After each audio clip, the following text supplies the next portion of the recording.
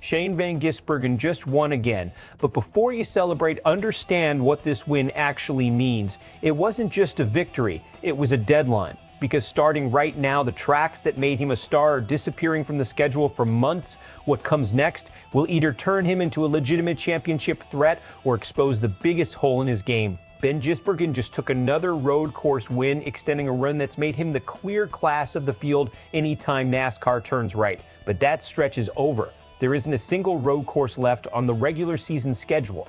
From here, it's 18 consecutive weeks of oval racing, ovals with different banking, different tire wear, and a completely different rhythm than anything that's built his reputation so far.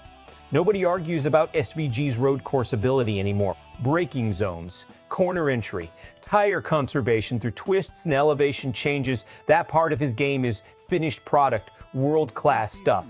But a Cup Series title has never been decided on a road course. It's decided over a marathon of ovals, where the skills that separate contenders from pretenders look nothing like what wins at Sonoma or Watkins Glen.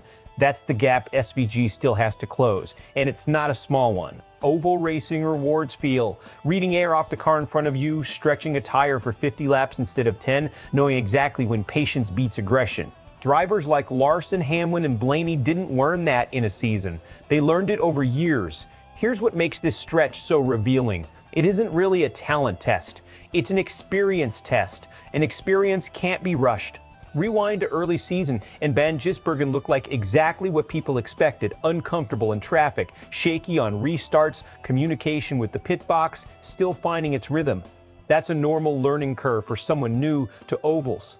But it's also exactly the kind of weakness a full championship push can't survive. The encouraging sign is the trend line. Every month the rough edges have gotten smaller, his long-run pace has tightened, his restarts have gotten sharper. That trajectory matters more than any single result because it tells you whether the improvement is real or a mirage. The risk now isn't about chasing wins on ovals. That's not realistic yet, and trying to force it would be the dangerous move. The smart path is survival. Stacking top 15s, sneaking into top 12s, banking points every single Sunday while the flashier storylines happen around him. One bad weekend barely moves the needle. String 5 together and suddenly the whole season is in jeopardy. A blown tire, one wreck, one mechanical letdown compounds fast when there's no road course coming to bail you out.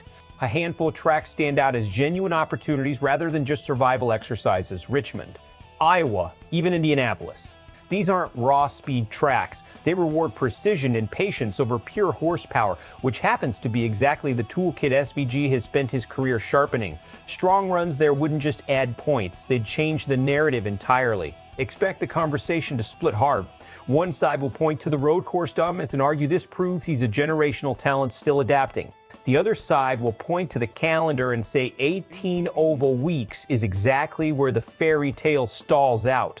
Analysts who've watched rookies struggle through oval-heavy stretches before will be watching lap times and long-run pace far more closely than finishing positions, because that's where the real story gets told. Best case, the improvement trend continues. SVG strings together quiet, disciplined oval finishes, sneaks a surprise top 10 somewhere unexpected, and walks into the next road course no longer labeled a specialist, but a legitimate title threat with a complete resume. Worst case, the inexperience shows exactly where it's most dangerous. Traffic management, tire wear restarts, and a string of mediocre or wrecked finishes buries his points position before the road courses even return, turning Sonoma to the peak of the story rather than the turning point. So here's the real question heading into 18 straight oval races. Does Shane Van Gisbergen prove he belongs, or does this stretch expose the one thing standing between him and a championship resume? Drop your prediction in the comments. I want to know if you're buying the hype or waiting for the ovals to humble him. If this breakdown gave you something to think about, hit like, subscribe for more NASCAR analysis, and I'll see you in the next one.